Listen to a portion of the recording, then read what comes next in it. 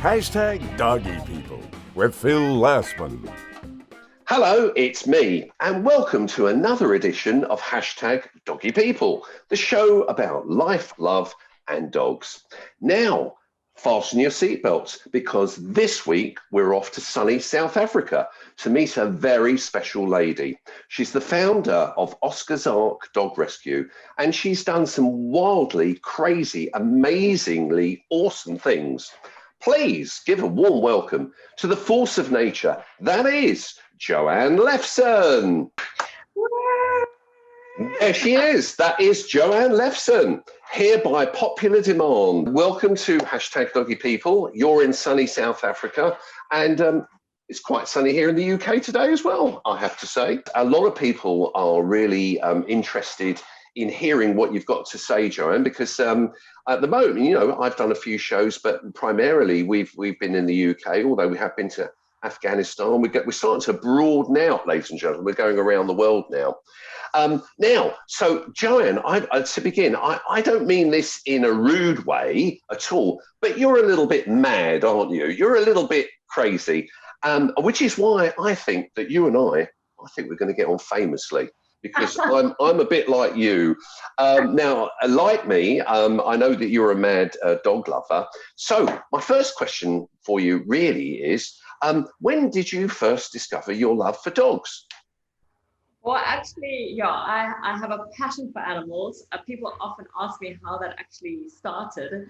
And it actually, believe it or not, it begins with a British background because my father was born in India when the British were still in India, and that was a bloody long time ago in the 1930s. And he talks of, I mean, he's 80. When I was born now, and he talks of having elephants and peacocks and dogs and this amazing family of animals, which I still believe genetically passed on to me in the first place. So I had no choice in the matter. But when I was growing up, my folks were always sort of together, not together and stuff. And the most consistent thing that I always, being that I always had in my life was a dog by my side. And it's not that I really analyzed it or anything, but I absolutely have a passion for dogs, specifically shelter dogs, of course. And I think it comes down from, you know, whenever I was on my own or doing my own thing, it was always a dog by my side. For the journey, and it just transformed my life. What was your first dog? I think it was I've never even asked my parents that, but from my recollections, it was a black dog that we called Sheba, and I think it was adopted. I can't even remember, but it goes back to when I was like 6 years of age. I think we had it for its life, and then another one came in, and then when I was old enough to volunteer at the SPCA, which was about 11 years old, I spent every single weekend at the SPCA, and eventually my parents banned me because every weekend I would come back with a dog. And eventually my mom and my dad were like, we cannot do any more dogs in this house or we're going to be called an SPCA. You remind me very much of the lady that I'm married to, Ira, who was the founder of All Dogs Matter rescue charity here in the UK. And she was also dog mad from a young age. But I think that you actually top her, Joanne, because every time before lockdown, we used to go on holiday, she always said, we've got to take our dog with. I mean, that was de rigueur. But now loads of people take their dog on holiday with them. But you, to my knowledge, are the only person ever to have taken their dog around the entire world. Two questions on this one.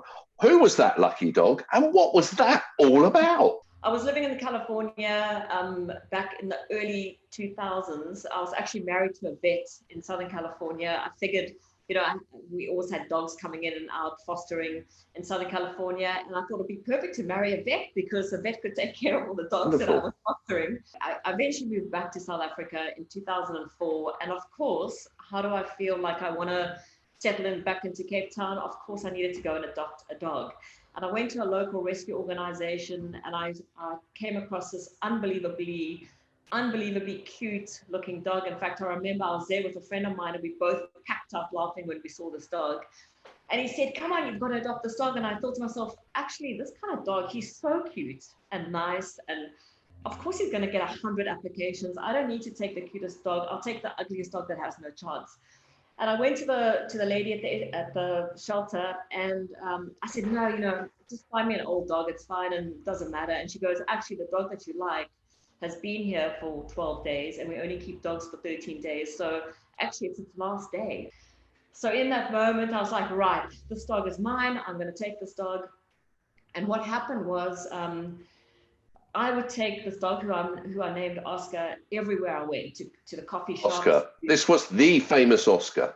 Oscar, yeah. And wherever I went, people would stop me. I even had a family stop me on the freeway once because their kid wanted to know what kind of dog this was. Everybody wanted my dog. And what occurred to me was whenever I said, it's a shelter dog, you've got to go and adopt a dog, almost nobody could understand could believe that such an amazing dog was from a shelter.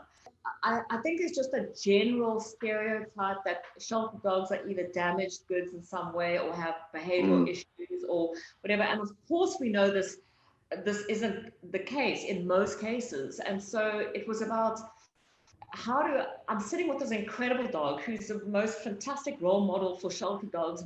And I kind of thought to myself, what can Oscar and I do that's totally original? That could get some nice PR, that could really inspire people to look at shelter dogs differently.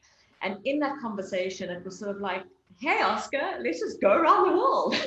It's never been done before. We can visit shelters along the way. We can raise some money for different shelters and do some really cool things.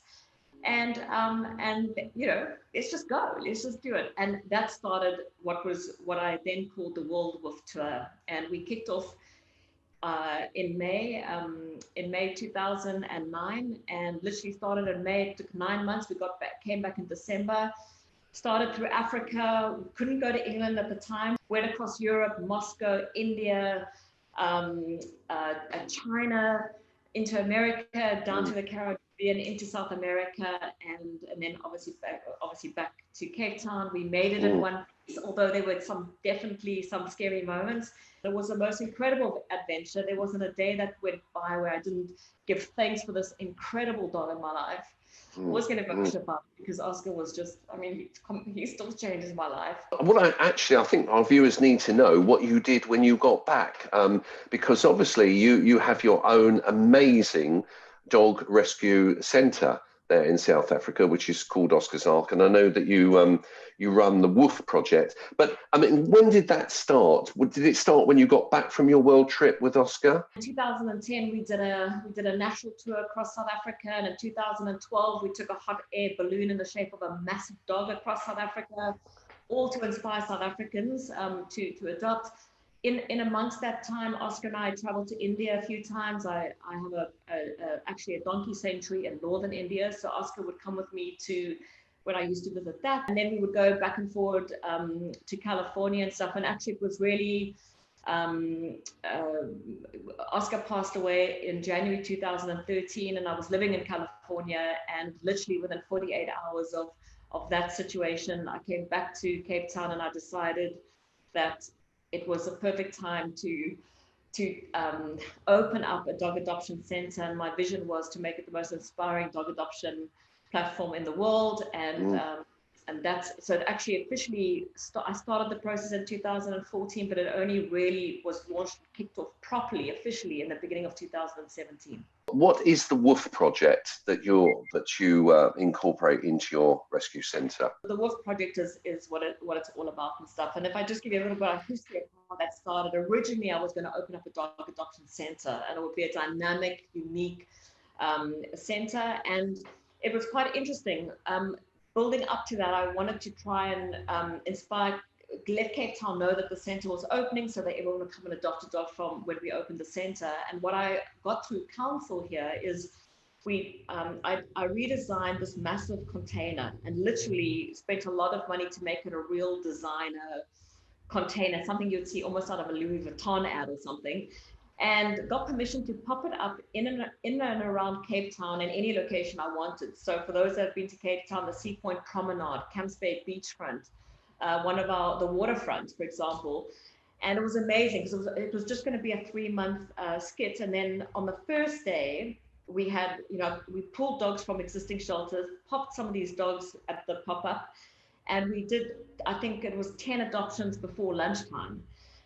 And I can tell you that an average adoption rate for most shelters in South Africa is 1 to 2 a week. So to do 10 before lunchtime in a simple location was unbelievable. And in that moment, I thought, you know what, shelter dogs need to be taken from these, when I say depressing, I'm talking generalized now and stuff, from difficult to find, often overwhelming shelters, be taken into inspiring locations, inspiring environments where families can come and feel great about the dogs, feel great about the adoption process, and be welcomed. That was the first day of what is now almost 300 weekends. We've done 3,442 dog adoptions. It changes every day because we do quite a few adoptions every day. And how many do you on average in a year? Well, we average on 21 dogs every week. And remember, it's mainly a weekend project. We try and take dogs that are sitting in our high kill shelters. We bring them to Woof Project. It opens up space for them to save, from their side, to save more dogs. And we get these dogs exposure they need in a positive environment to really move and get adopted quickly. Are there so many dogs in South Africa that end up in shelters, in kill shelters? Yeah, we have a lot of shelters in South Africa, and we have a big dog overpopulation problem. There's Why do you think that is? It's an ongoing issue to encourage people to understand why sterilization is really important, and to obviously, you know, if you have a dog, sterilize it, and if you want a great dog, go to your local shelter and adopt. What is the current situation of dog rescue across South Africa? Well, there's a lot of passionate people doing amazing work. I mean, we're one of maybe 200 organizations in South Africa. I don't know the exact number. And every organization has their own way to do the best they can in order to get their dogs home. It's not an easy job, so I don't want to act like we better or do things much differently. But as you say, we're more on the marketing side. Most shelters have to deal with constant influx of dogs and have to deal with euthanasia issues and stuff, which is obviously a heartbreaking fact. But you know, if you've got too many dogs and only a limited amount of space and stuff, you have to make those difficult decisions. And I think it's a case of, you know, how long is a piece of string? We're not going to change the world, and we're not going to change everything that happens. But you know, if we all do our little part in whichever way we can, whether we adopt, foster, start a shelter, do a Woof Project, whatever it is, we all add up to saving these dogs' lives. And no one life is measurable. You know, maybe you can't save them all, but every time one dog comes from a shelter that either had no chance or had been sitting at a shelter for 7 years, it's unbelievable when that dog walks away from the project. I know exactly what you mean. I know. My lady wife comes in some nights and she's over the moon. What drives you to do so much for rescue dogs? It's wonderful work. Everyone thanks you for it. But what drives you personally to do it? So you keep making me want to cry. But you know, if I answer that question, I would say I'm so grateful for what I do, and I'm so grateful for my life experiences that I've had. And most of that comes down to a dog that I adopted called Oscar. A lot of this project isn't just about, obviously, I have a lot of passion towards saving these dogs and the ethics of euthanasia and stuff in our existing shelters, but it's really also just a small way of my absolute gratitude for having had the opportunity of adopting a great dog, and how it completely uplifted and transformed my life to the better. Look, Oscar was it for you. There'll never be another Oscar in your life. I know that. You loved him dearly. In fact, you married him as well, we know. But I'd like to ask you about another dog that you rescued called, can you guess? Rupee. Yeah. Now, Rupee was very special. Is it really true that you and Rupee climbed Mount Everest? It is a fact. It just depends how high you want to talk about on that mountain range. Oh, I say, well, I'm presuming you went to the top. You probably went about 2 yards or something, 2 meters up it. No, but first of all, how on earth did that happen? Tell us about Rupee. How did you adopt Rupee? And how on earth did you get to even attempt to climb Everest? All right, so Oscar passed away in January 2013, and we have been working on a mutt Everest concept where Oscar would go to base camp in Nepal to find some solace through what was obviously a very challenging year. I went back to India to where my donkey sanctuary was in the very northern region of Ladakh. And it was interesting. We were actually filming a movie for the Cannes Film Festival about this donkey sanctuary in the middle of nowhere. And as we were interviewing in this remote desert where there's starving donkeys and trash, and it's a nightmare place, this little puppy stumbled up to me and literally collapsed in my lap. And all I remember thinking was, hell, now what? Of all the laps in all the world that a dog could stumble into, it had to be yours. It's like winning the lap lottery, I think.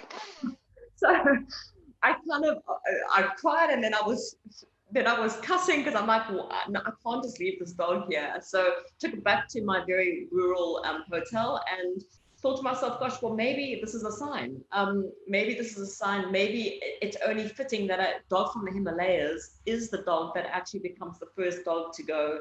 And I can honor this in Oscar's memory. Cut a long story short, flew into Lukla, did the trek up to base camp. And it was the first time that a dog had been officially gone to base camp. And that's what created some fantastic exposure for the project.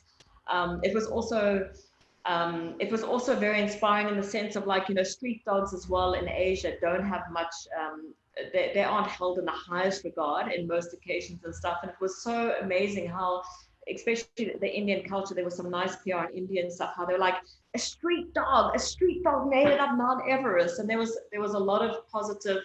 It's all about unique projects that inspire people to think differently about amazing animals. Listen to this. Listen to what's coming next. This lady, oh yeah, she also has a painting pig called Casso, who has sold millions. You've sold millions of pounds worth of art around the world. What's all that about? Tell us about that. Do you really have a pig that can paint? I do have a pig that paints. Her name is Casso. She's 700 kilos. This is a major heavyweight abstract expressionist who, if she were to stand on your foot, you would never walk again for the rest of your life. She is huge. She sold millions of rands worth of artwork. So pounds is a different currency. I'll bet 17 quid. That maybe one day it'll get there. But that was a second project. Long story short, a secondary project to Oscars Ark Woof Project. Acquired an amazing piece of property. Always wanted to rescue some farm animals. I thought, well, how now do I, first of all, sustain the organization, and second of all, create a unique story again about how to connect a living farm animal with the viewer. And I have a bit of an artistic background, and I thought, well, let's see if she wants to paint, and she was already showing interest for the brushes that I'd kind of made. It wasn't like, I'm going to make this pig paint. I thought, let's see what she does.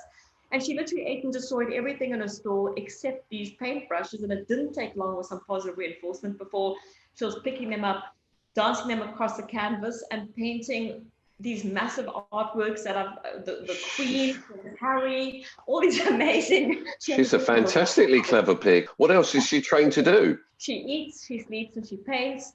Sounds like my auntie. Yeah.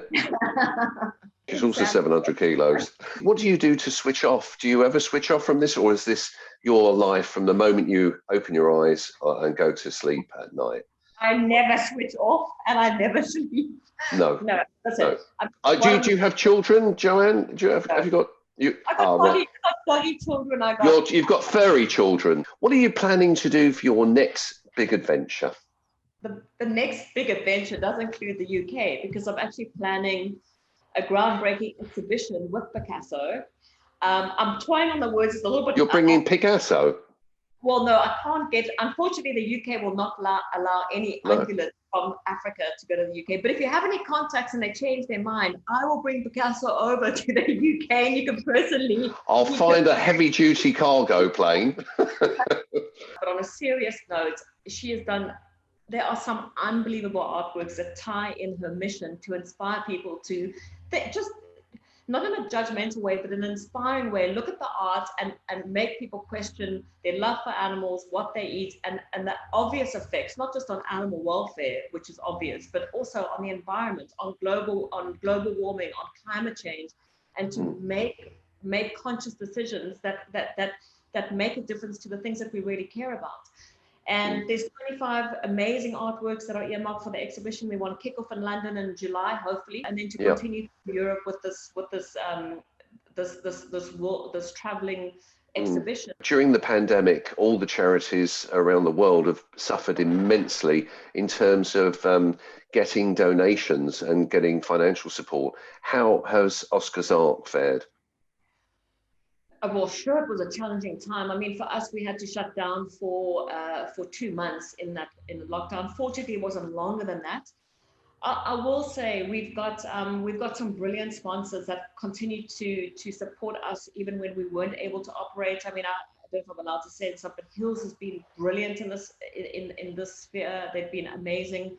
You know, Moulton's is a great support of ours. Paw Pet Insurance. So we've got such a strong, a very solid, loyal sponsorship base, and we've also got some key donors and stuff. That doesn't mean that we pretty much still operate month to month. Unfortunately, our adoption rate actually, just after the lockdown was lifted, we actually doubled our adoption rate. We were doing up to 42 dogs every week because I think people were like, well, we're at home now, we can't travel anywhere.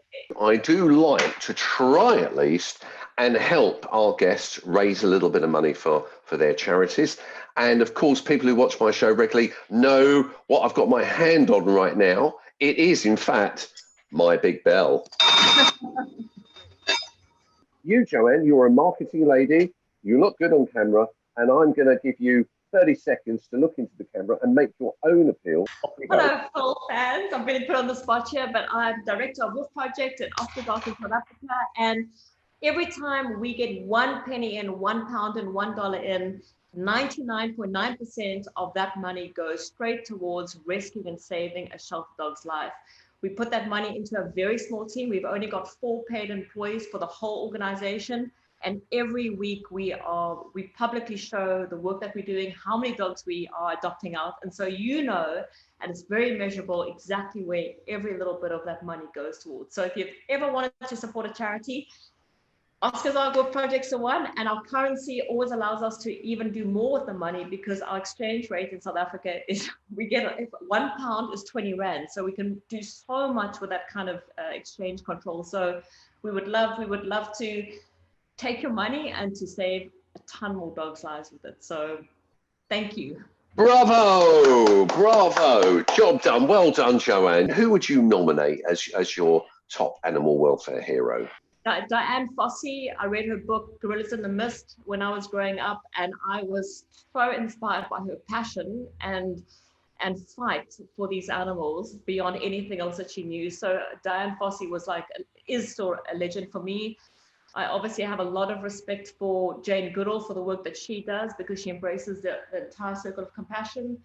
And there's a gentleman in India who runs an organization called Animal Aid. He's 84. He is, and the whole family have set up this organization. They've learned Hindu, they've changed their British passports for Indian passports, and their dedication and commitment and the difference they make is so inspiring. So those are the 3 that come to mind, and thank the universe that they're born, that they've done what they can do and inspire people to make the difference. Joanne, it's been amazing to meet you, and on behalf of dog lovers everywhere, I hope you get to take another lucky rescue dog around the world, and the next time I'm in South Africa, I'll pop by to say hi with a massive film crew and a bucket of spuds for that wonderful Casso. Thank you for being my guest today, Joanne.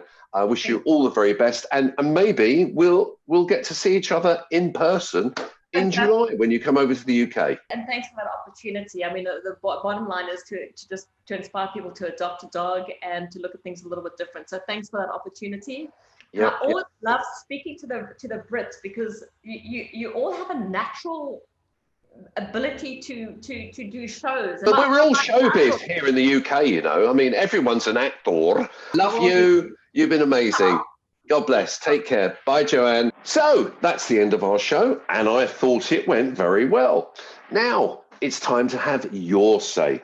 Tweet me, email me, heckle me, whatever takes your fancy. But just join me and get involved. Thanks for watching, and join me next time when we'll be meeting some more #Doggy People. Stay safe, love your dog, and cheerio.